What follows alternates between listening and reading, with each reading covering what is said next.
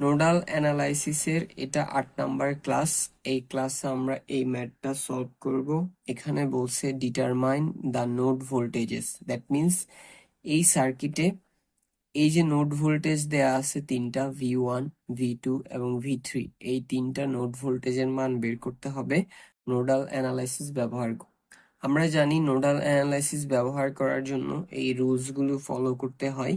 এখানে 6টা রুলস আছে, যার প্রথমটা হচ্ছে identify the nodes, that means আমাদেরকে সার্কিটের নোডস গুলো প্রথমে আইডেন্টিফাই করতে হবে বা বের করে নিতে হবে। তো এই সার্কিটে এখানে এটা একটা নোড, ঠিক আছে, কারণ এখানে একটা, দুইটা, তিনটা ব্রাঞ্চ এখানে সংযুক্ত হচ্ছে। তারপর এটা একটা নোড, কারণ এখানেও একটা, দুইটা, তিনটা, এই তিনটা ব্রাঞ্চ এটাতে সংযুক্ত হচ্ছে। তারপরে এটা একটা নোড, এখানেও তিনটা ব্রাঞ্চ, একটা, দুইটা, আর এদিকের এটা তিনটা সংযুক্ত হচ্ছে, সো দ্যাটস ওয়াই এটাও একটা নোড। দেন এদিকের এটাও একটা নোড, কারণ এখানেও তিনটা ব্রাঞ্চ সংযুক্ত হচ্ছে, একটা এটা, আরেকটা এটা, আরেকটা এটা, সো তিনটা ব্রাঞ্চ এটাতে সংযুক্ত হচ্ছে, সো এখানে তিনটা নোড আছে। তারপরে এখানে একটা বিষয় বুঝার হচ্ছে যে আমরা জানি যে দুইটা নোডের মাঝখানে যদি কোনো ভোল্টেজ সোর্স থাকে বা আসে, সেটা হচ্ছে একটা সুপার নোড। তো এখানে দেখা যাচ্ছে এই যে V1 এবং V2, এটার মাঝখানে একটা ভোল্টেজ সোর্স আছে, ঠিক আছে। দ্যাট মিনস খেয়াল রাখতে হবে শুধু ভোল্টেজ সোর্স, অন্য কিছু থাকা যাবে না, ঠিক আছে। তো এখানে দেখা যাচ্ছে V1 V2 এর মাঝখানে শুধু ভোল্টেজ সোর্সই আছে।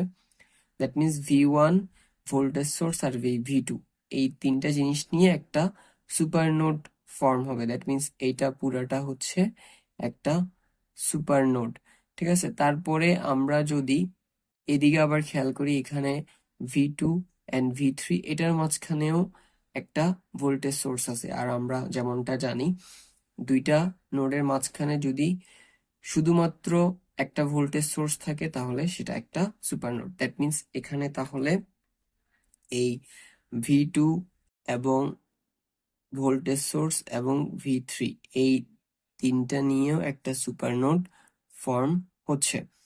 তারপরে যদি আমরা নিচের এই জায়গাটা দেখি, এখানে 2 নাম্বার নোড আর নিচের এই নোডটা, এই দুইটা নোডের মাঝখানেও একটা ভোল্টেজ সোর্স আছে। দ্যাট মিনস 2 নাম্বার নোড আর নিচের এই নোডটা, এটা মিলেও একটা সুপার নোড ফর্ম করবে। দ্যাট মিনস দেখা যাচ্ছে যে এখানে টোটাল তিনটা সুপার নোড আছে। একটা হচ্ছে 1 নাম্বার আর 2 নাম্বার নোড নিয়ে, আরেকটা 2 নাম্বার আর 3 নাম্বার নোড নিয়ে, আরেকটা হচ্ছে 2 নাম্বার আর নিচের এই নোডটা নিয়ে। Second, select A node as reference node, that means একটা নোডকে রেফারেন্স নোড হিসেবে সিলেক্ট করতে হবে। তো কোশ্চেনে অলরেডি এই যে নিচের নোডটা আছে সেটাতে গ্রাউন্ড কানেক্ট করে এটাকে রেফারেন্স নোড হিসেবে সিলেক্ট করেই দিছে। আর আমরা জানি গ্রাউন্ডের যে ভোল্টেজ সেটাকে আমরা সবসময় 0 কনসিডার করি। 3 নাম্বার রুলস হচ্ছে give name to non reference node voltages, that means non reference node voltage গুলোর নাম দিতে হবে। তো এখানে এই যে নিচের নোডটা আছে এটাকে তো রেফারেন্স নোড হিসেবে কোশ্চেনে ধরছে। দ্যাট মিনস বাকি যে তিনটা নোড আছে এগুলো হচ্ছে নন রেফারেন্স নোড। আর প্রথম নোডটার ভোল্টেজ কোশ্চেন অলরেডি দিয়ে দিছে V1, দ্বিতীয়টার ভোল্টেজ V2 এবং তৃতীয়টার ভোল্টেজ V3। 4 নাম্বার রুলস হচ্ছে assume the direction of current, that means কারেন্টের ডিরেকশন অ্যাজিউম করতে হবে বা ধরতে হবে। এবং আমরা জানি এই কারেন্টের ডিরেকশন ধরার বিষয়টা সম্পূর্ণ আমাদের ইচ্ছা অনুযায়ী। কিন্তু এই সার্কিটের বিষয়টা হচ্ছে এমন যে এখানে আমাকে কোনো কারেন্টের ডিরেকশন ধরতেই হবে না। কেন ধরতে হবে না? কারণ আমরা যে ওয়েতে এটা সলভ করব বা এটার নোড ভোল্টেজ গুলো বের করব সেটাতে কারেন্টের ডিরেকশনের কোনো প্রয়োজনই নাই। সেজন্য আমরা আর ধরলাম না, এই রুলসটা বা এই নিয়মটা আমরা স্কিপ করলাম। তারপর 5 নাম্বার রুলস হচ্ছে apply KCL at each non reference node. মানে কি বলছে, প্রত্যেক নন রেফারেন্স নোডে KCL অ্যাপ্লাই করতে হবে, ঠিক আছে। আমরা তো এই সার্কিটে তিনটা সুপার নোড পাইছি, একটা দুইটা তিনটা, রাইট? তো আমরা জানি যে সুপার নোডে কেসিএল ও অ্যাপ্লাই করতে হয় এবং কেভিএল ও অ্যাপ্লাই করতে হয়, রাইট?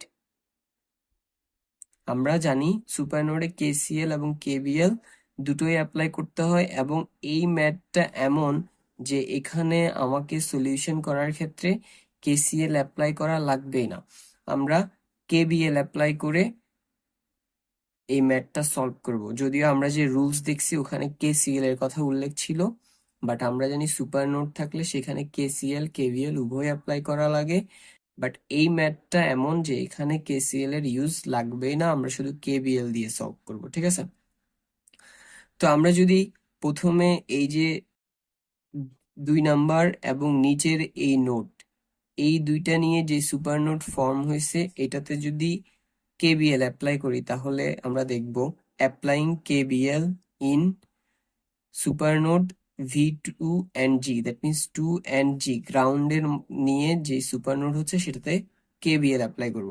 তো আমরা জানি বিষয়টা কিভাবে করতে হয়। বিষয়টা হচ্ছে যে ভোল্টেজ সোর্স থাকে সেটার প্লাস প্রান্ত যেদিকে সেদিকের ভোল্টেজ মাইনাস সেদিকে ভোল্টেজ থেকে মাইনাস প্রান্তের ভোল্টেজটা বিয়োগ করব। সো এখানে প্লাস প্রান্তের ভোল্টেজ হচ্ছে V2 আর মাইনাস প্রান্তের ভোল্টেজ হচ্ছে ground, which is 0, that means V2 minus 0 equal voltage সোর্সের ভোল্টেজটা, হুইচ ইজ কত, 12, ঠিক আছে?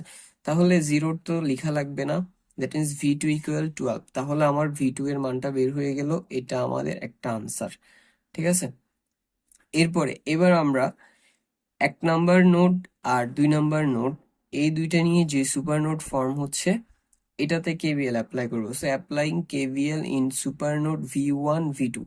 সো V1 V2 নিয়ে যে সুপার নোড হচ্ছে সেটাতে কেভিএল অ্যাপ্লাই করবো। তাহলে কি করতে হবে, প্লাস দিকের ভোল্টেজ থেকে মাইনাস দিকের ভোল্টেজটা বিয়োগ করব। সো প্লাস দিকের ভোল্টেজকে V2 আর মাইনাস দিকের ভোল্টেজ হচ্ছে V1, that means V2 minus V1, V2 minus V1 equal ভোল্টেজের মান কত, 10, ইকুয়াল 10। তো এখানে আমরা উপরে যে V2 এর মান পাইছি, কত পাইছি, 12। V2 এর জায়গায় সে 12 বসাইলাম, তারপরে 10টাকে ওই পাশ থেকে এই পাশে আনছি, ওইটা প্লাস থেকে এই পাশে মাইনাস হয়ে গেছে, আর এখানে V1টা এই পাশে মাইনাস ছিল, সমান চিহ্নের ওই পাশে নিয়ে গেছি, প্লাস হয়ে গেছে। এরপরে 12 থেকে 10 গেলে কত, 2, আর V1 বসে গেছে, ঠিক আছে? দ্যাট মিনস V1 এর মান হচ্ছে 2 ভোল্ট। সো এটা আমাদের আরেকটা আনসার। তাহলে দুইটা নোডের ভোল্টেজের মান আমরা বের করে ফেললাম। এবার আমরা এই 2 নাম্বার নোড আর 3 নাম্বার নোড এটাতে কেভিএল অ্যাপ্লাই করবো, কারণ এখানেও একটা সুপার নোড ফর্ম হচ্ছে। So applying KVL in super node V2 V3, ঠিক আছে? তাহলে এখানেও সেম, প্লাস দিকের ভোল্টেজ থেকে মাইনাস দিকের ভোল্টেজটা বিয়োগ করব।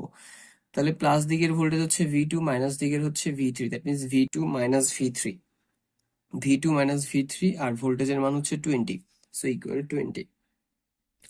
এবার এখানে V2 এর মান আমরা পাইছিলাম কত, 12। সো V2 এর জায়গায় 12 বসালাম, তারপর V3 এ পাশে মাইনাসে আছে, ওই পাশে গেলে সমান চিহ্নের ওই পাশে গেলে প্লাস হয়ে যাবে, সো সমান চিহ্নের ওই পাশে নিয়ে গেলাম, তারপর 20 সমান চিহ্নের ওই পাশ থেকে এই পাশে আনছি, প্লাস থেকে সেটা মাইনাস হয়ে গেছে।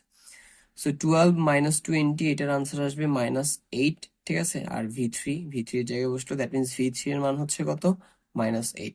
তাহলে আমাদের তিনটা নোডের ভোল্টেজের মান বের হয়ে গেছে। V1 এর মান 2 ভোল্ট, V2 এর মান 12 ভোল্ট, V3 এর মান -8 volt. That's all for today.